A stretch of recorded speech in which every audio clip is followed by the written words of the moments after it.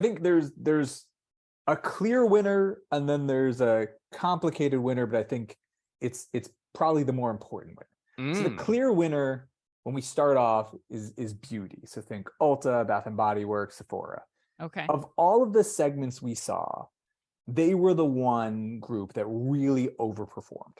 And what was interesting here is our expectation for the holidays had been better than 2021, worse than 2019. That was the range that we were expecting for visits.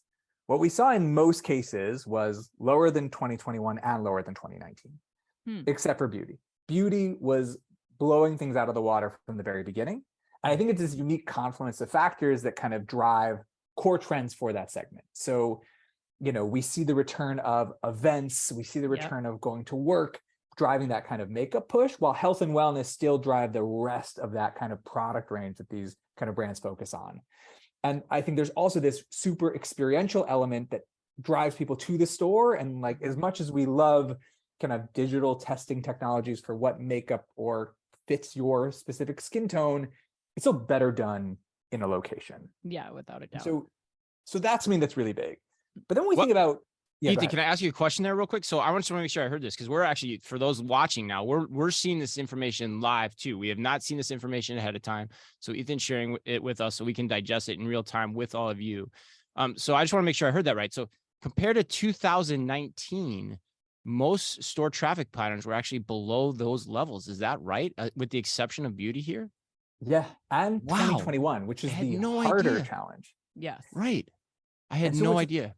What's really interesting here is like kind of the why, right? So if you saw like NRF put out data that said kind of visits were way up.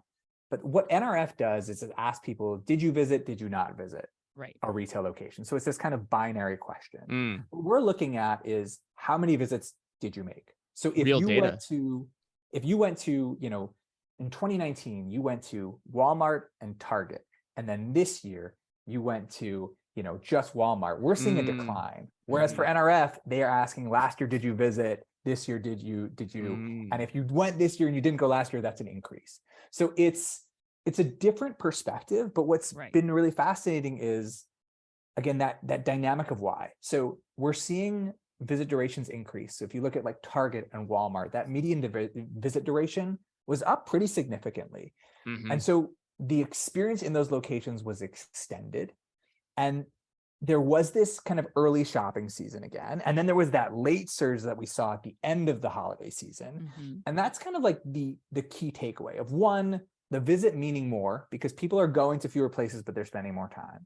But then also that extended holiday season, not just October being a part of it again, which is significant in and of itself. But the fact that we saw those big surges at the end of the year, both compared to 21 and compared to 2019, it tells us a few things. One, the holiday season is no longer a sprint, it's a marathon. It starts in early October, it runs till late December, if not early January. And you need to have strategies that align through all different periods during that season. So the shopper in October is not going to be motivated by saving money. They're motivated by getting products on time. I'm one of those shoppers. I like to make sure my list is covered as early as possible so I don't have a little panic attack. And the shopper who's going on December 21st, 22nd is probably also not as motivated by price. They're motivated by the, I didn't get a gift for person X on my list. Oh crap moment in the head, right? Exactly. And understanding those different motivations is going to create a really interesting dynamic through these retail seasons. And then when we think about the longer visit durations, the fact that once I get you in my store, I have this more powerful opportunity than I had in the past, but it's harder to come by, really changes the strategies that I think we're going to see retailers deploy in years to come.